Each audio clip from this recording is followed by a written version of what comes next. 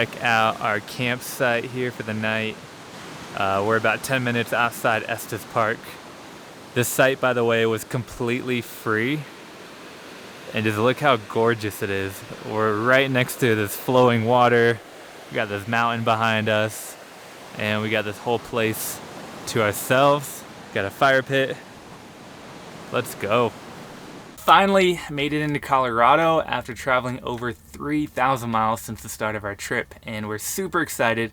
We do want to go to all 50 states, but Colorado was near the top of our list just because we love the mountains, and this is the first state we've come to that really has big mountains. We are staying here at a little campground we found in the nearby town of Glen Haven. It's like 15 minutes outside Rocky Mountain National Park, and it's completely free. We got it on Boondockers Welcome, which we love. Unfortunately, they only had the one night available, so we got it for tonight, and then after that, we're going to be having to do some paid campsites, which isn't ideal, but it is what it is. There's not really a lot of free, like, dispersed BLM camping right around the national park area here.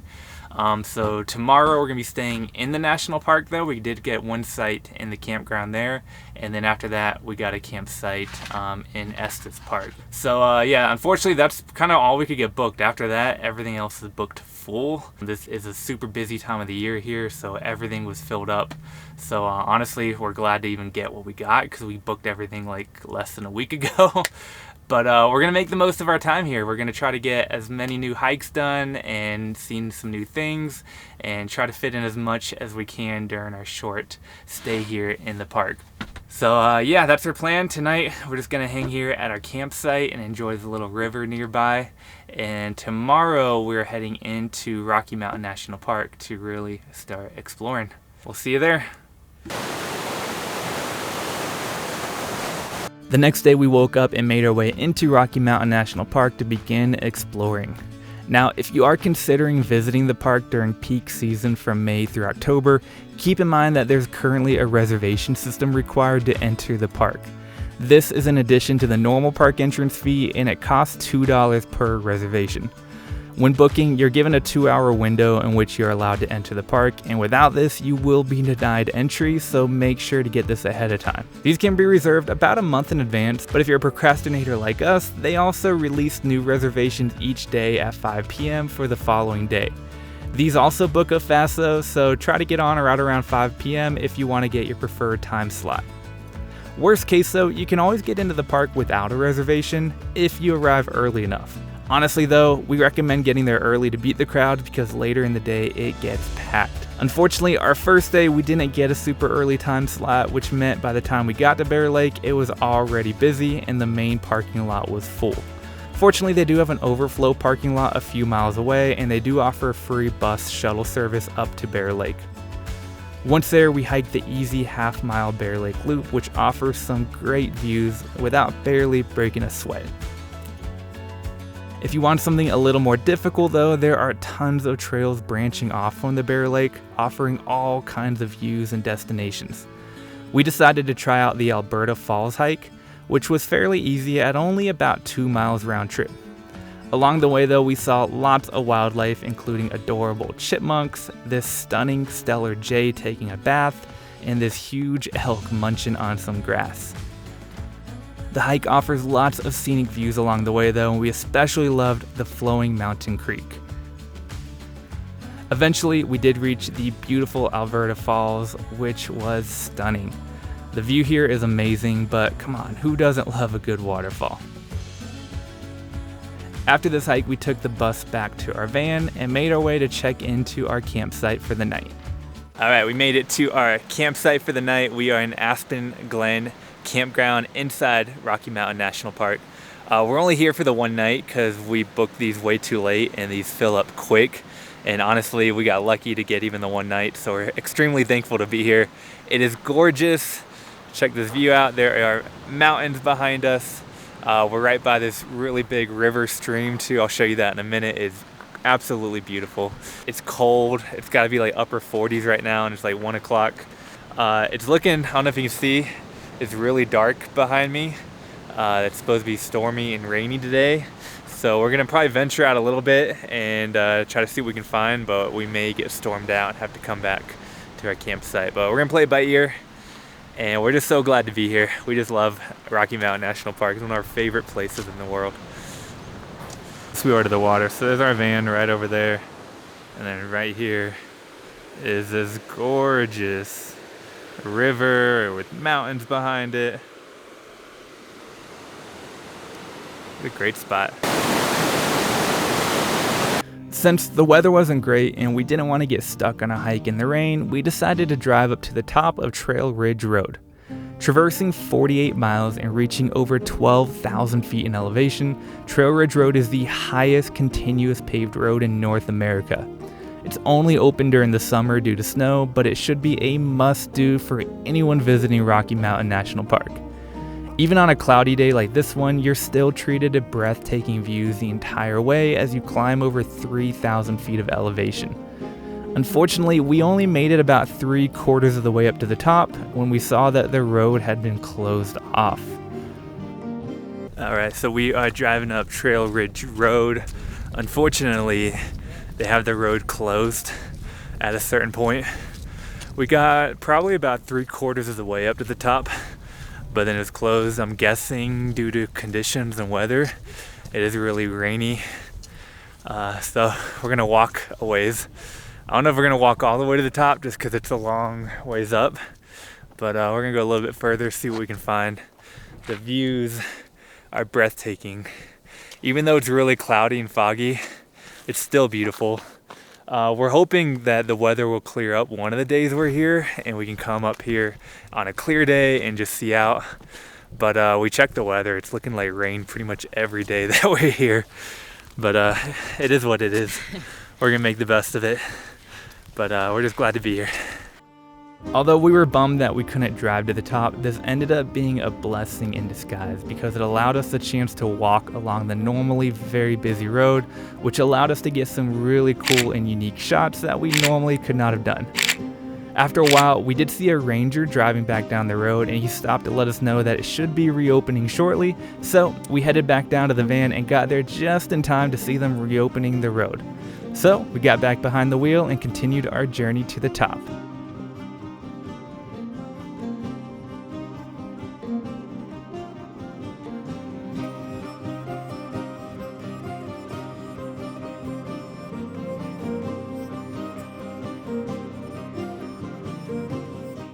All right, we made it to the top of Trail Ridge Road.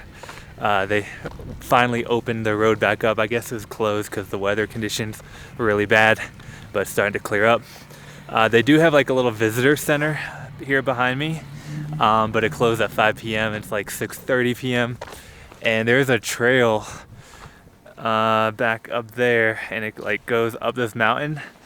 But that's also closed. I don't know if it's just closed because it's after hours. It looks like it might be permanently closed right now, maybe just due to the conditions. It might be too snowy. But the drive up here was absolutely incredible. And it was actually really cool that the road was closed because it allowed us to get some really cool photos and videos on the road that we normally couldn't do with the traffic. And yeah, it's 35 degrees, 34 degrees up here. It's a little chilly, but we're loving it. I think we're gonna hang out here for a little bit and then drive back down to our campsite. I don't know if it's picking it up on the camera, but it's actually snowing a little bit. I guess a few little snow flurries falling down. And there is nobody up here. I guess because the visitor center closed at 5, so no one comes up this late, but it's kind of nice. The snow is literally taller than our van. And it's the middle of June. It's wild. Does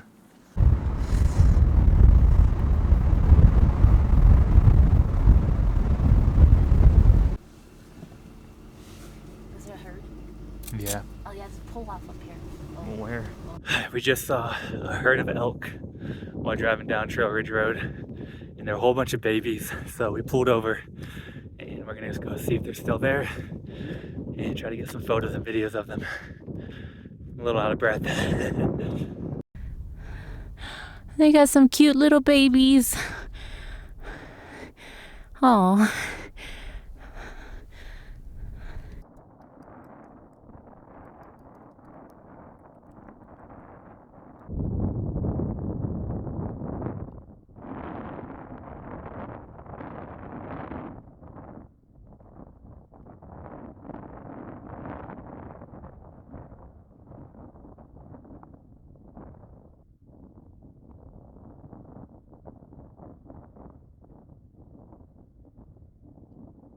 Amazing, incredible, gorgeous view. Woo. I'm shaking. It's cold. There's Mark. Did you get some great footage? Alright, back from Trail Ridge Road. Before we head to our campsite though, we stopped here at the visitor center because there's actually a little bit of internet signal and we can watch the Miami game.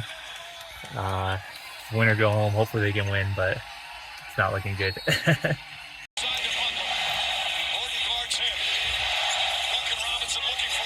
Wow, I almost turned it over. That's it.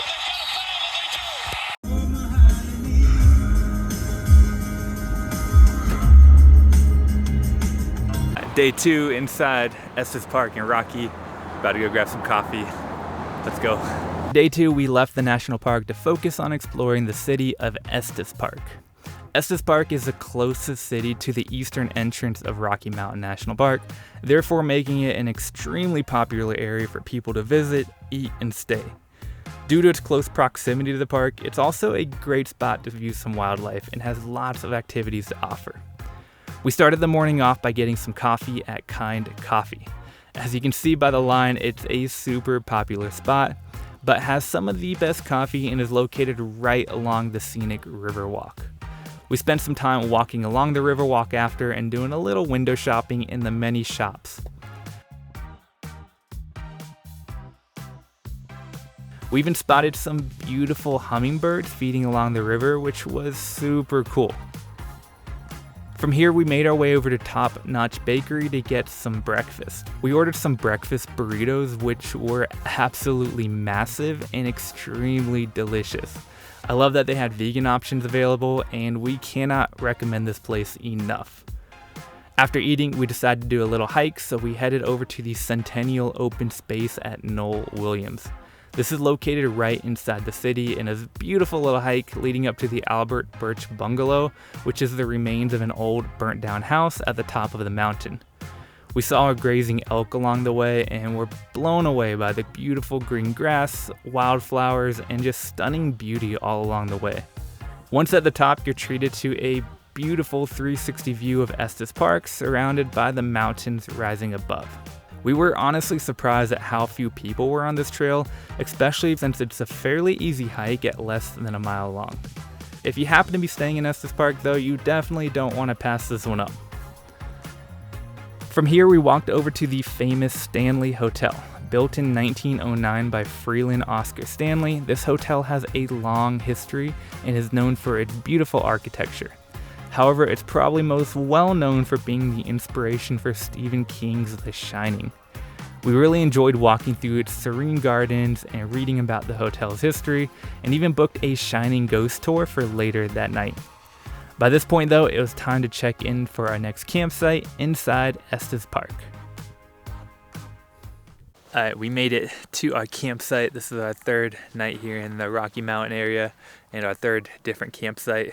This one we are staying at the campgrounds at Lake Mary inside Estes Park. We would have preferred to stay in the national park again like we did last night, but they were completely booked full. We did not book far enough in advance, so learn from us. If you want to stay in the park, book it way in advance because they fill up super quick. The site's really nice, but it's kind of expensive. I think it was like $60 a night, but we wanted to spend some more time in the park and it's in a really good location at least. So let me show you around. Here is the van. We got a little picnic bench. We got a fire pit. We already got a fire going over here, and the view is absolutely gorgeous, so you can't beat this. And they do have bathrooms and showers and running water, so that's one advantage over staying in the national park. They don't have showers there, but it's way more expensive. After checking in, it was time for dinner, so we stopped in at Himalayan Curry and Kebab, where we got some delicious samosas and curry.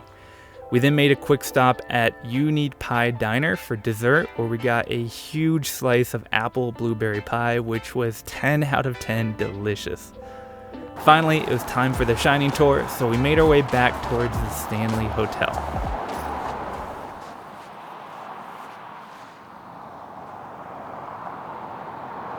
Right behind us is the famous Stanley Hotel in Estes Park. We're about to do a tour of it. This hotel was built in 1909. It's supposedly haunted. It's well known for paranormal activity, and it was actually the inspiration for Stephen King's The Shining. He stayed here and was inspired to write the book.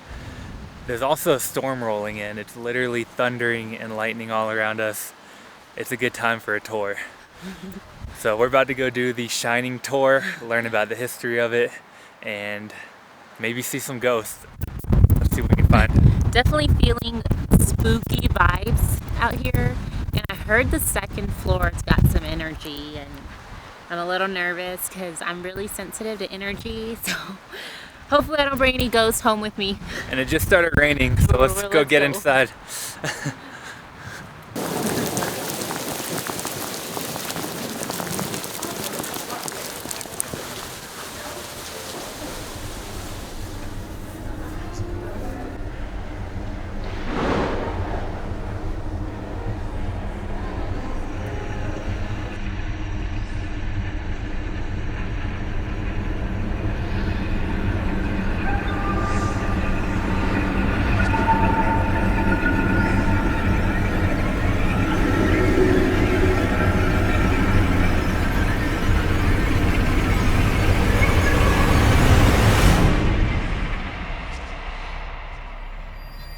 There are several tours offered at the Stanley Hotel, but for those interested in the spooky and paranormal, then we definitely recommend the Shining tour.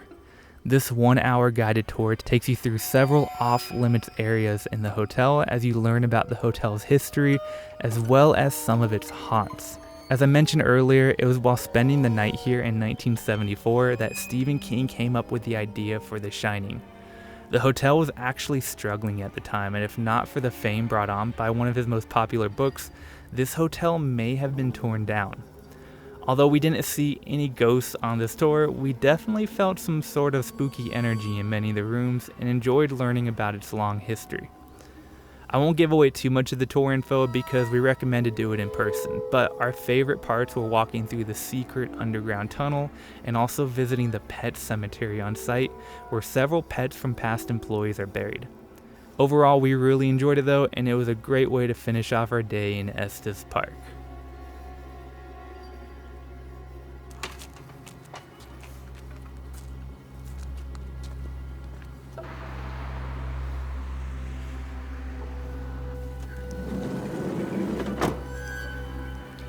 Alright guys, this video ended up being a bit longer than we had anticipated, so we are going to end it here for now, and we will see you for part 2 of Colorado next week.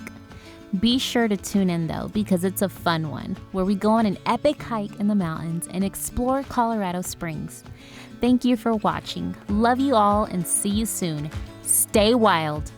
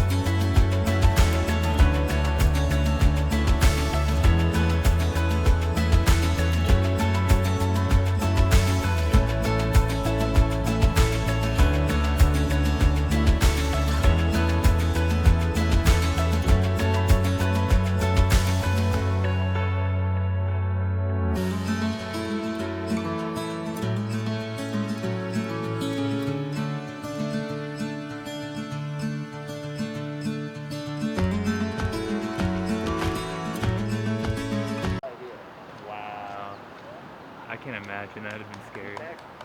You might want to get away from me. Maybe they're looking for me. I killed one of their own. We were shocked, like, driving through, like, Iowa, there were so many on the side of the road.